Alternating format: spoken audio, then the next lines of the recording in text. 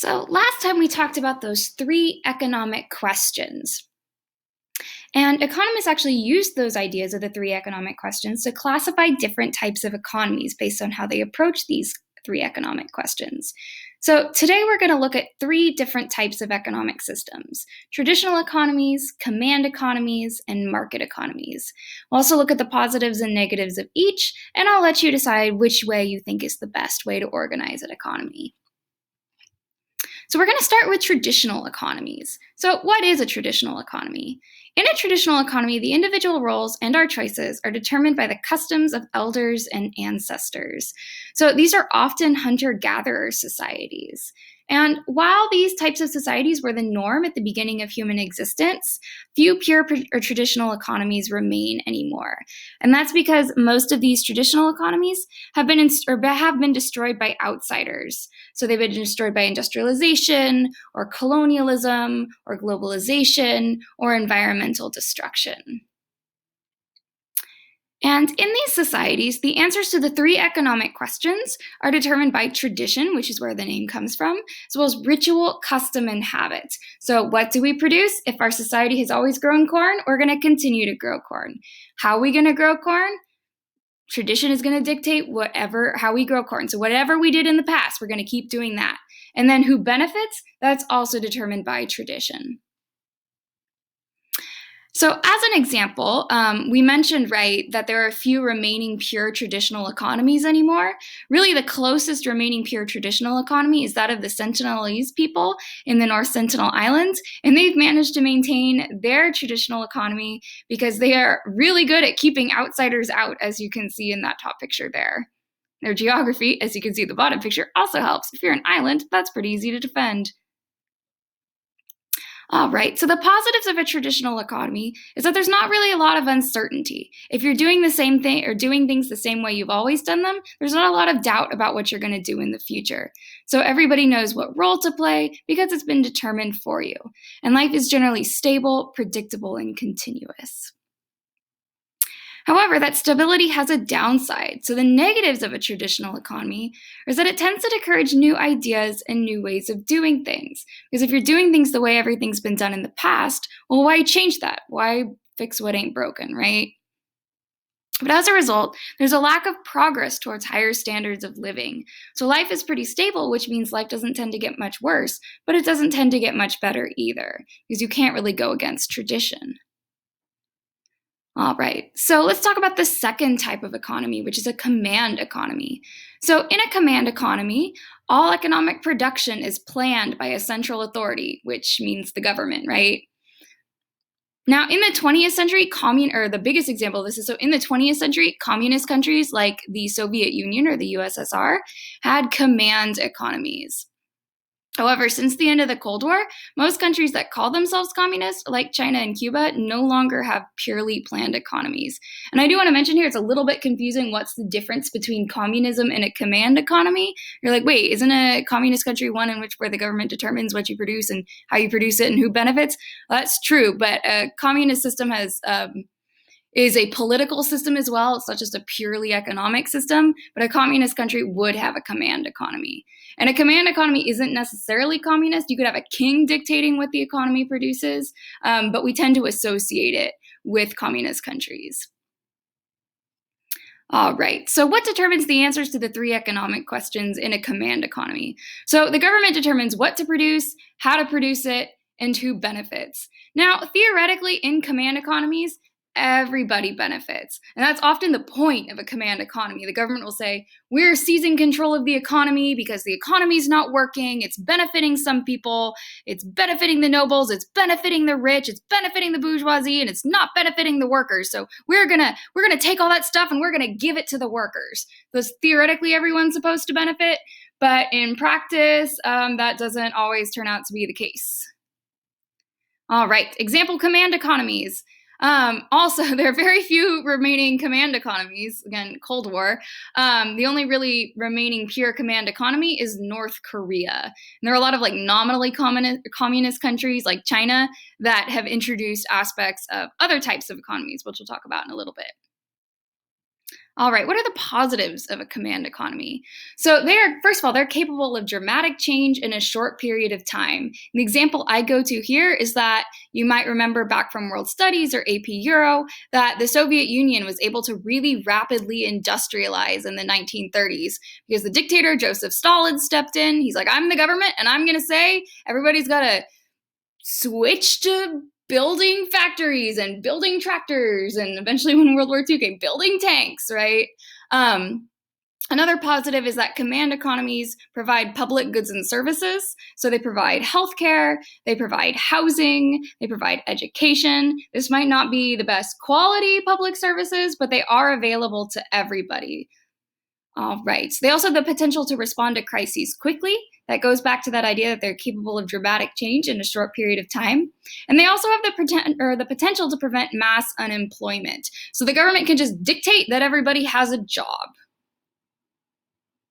All right, well, what's the downside of a command economy? Well, first of all, since you only have the government, they're the only ones calling the shot.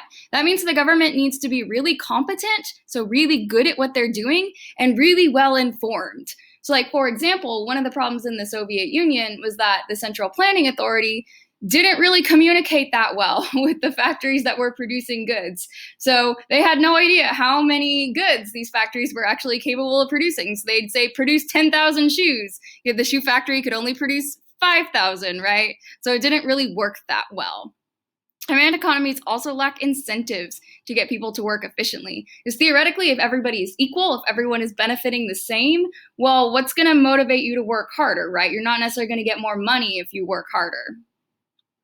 And then also problematic, command economies tend to go hand in hand with sort of authoritarian political systems. So they discourage criticism of the government, which makes it really hard to problem solve. And just to wave my Soviet nerd flag again, a really good example of this is the Chernobyl nuclear disaster. So what happened was Moscow and the Central Planning Authority produced these nuclear reactors that were full of design flaws. And when the engineers who were responsible for operating them were like, hey, these don't work, they're going to explode, the central authority was like, no, they're not. Nothing to see here. And that did not work well at all.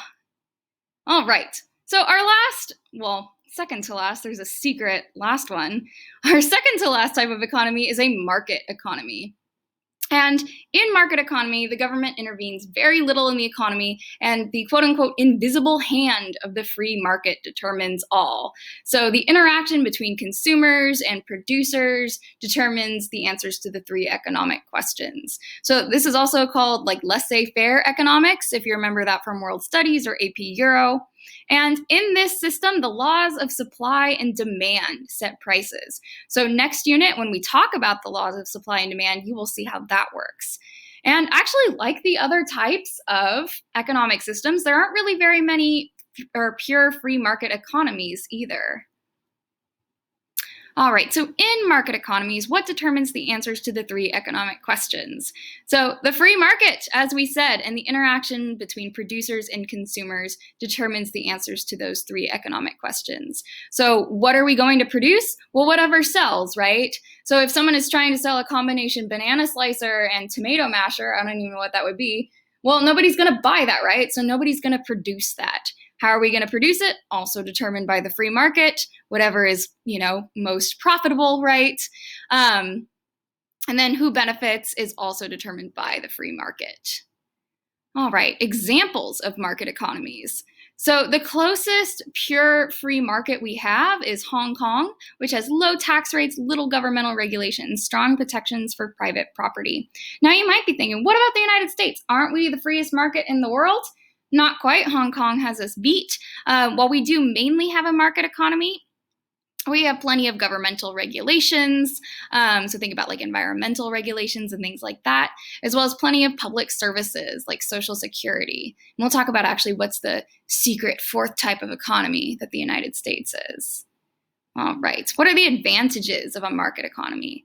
Well, they have the potential to adjust to change based on what a consumer wants. So if consumers are demanding, cheaper, smaller telephones, then Apple is going to produce cheaper, smaller telephones in response to what we want.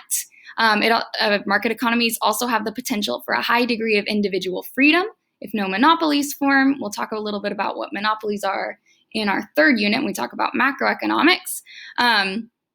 But yeah, so think about in the United States, right? I am free to go open up a business if I want. And the government is mostly unlikely to intervene in personal affairs. So because individuals make decisions, everybody has the potential to have a voice in the way the economy runs, right? We can vote with our dollar. Although, as you can see here, that's assuming you have money. And again, unless no monopolies form. All right, disadvantages of market economies, because there's more than one.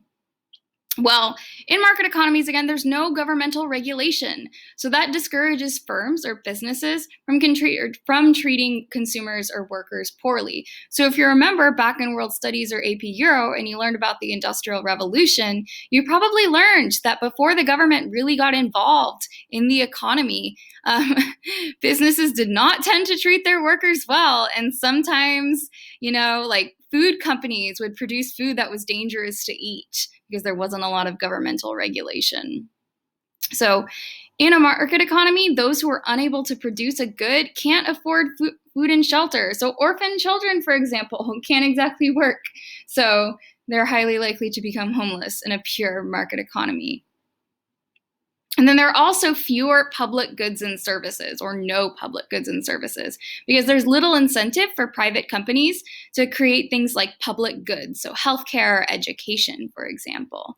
Then next, some market transactions have the potential to harm innocent third parties. We'll be talking about this also in our Unit 3. This is the idea of externalities. So for example, if it's cheaper to produce a product, or for a factory to produce a product by creating all this, environmental runoff, they're dumping their toxic waste into the stream nearby, they're going to do that and hurt other people if it helps them profit.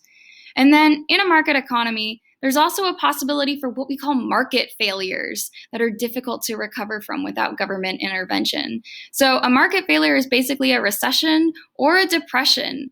So prior to a lot of banking regulation, the economy pretty much collapsed during the Great Depression, partly as a result of that. All right. So what about that secret fourth type of economy that I've been talking about? Well, it's not really its own type.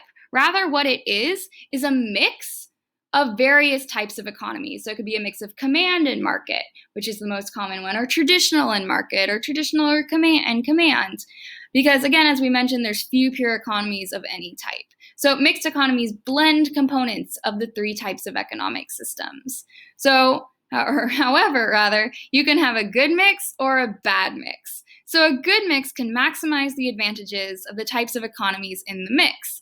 So for example, the United States, Japan, and many Western European countries have mixed market and command systems. And that's awesome because they provide the political and economic freedom of a market system, but they also provide access to public goods and services that you would see in a command economy.